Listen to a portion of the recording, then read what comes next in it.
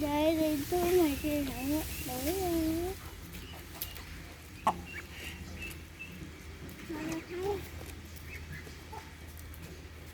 mơ màu cùng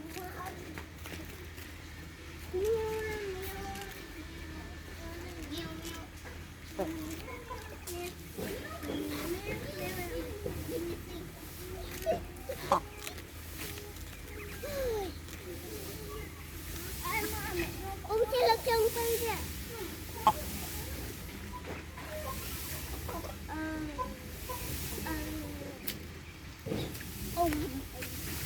Mày ai kìa thằng Thái chơi là chân tay. Cái con này ngập chè. Thái một điên rồi. Nó tóc mà. Nó tóc. Mà nó tóc. Trên con. Em mất đi mà pe bánh rụt đua là.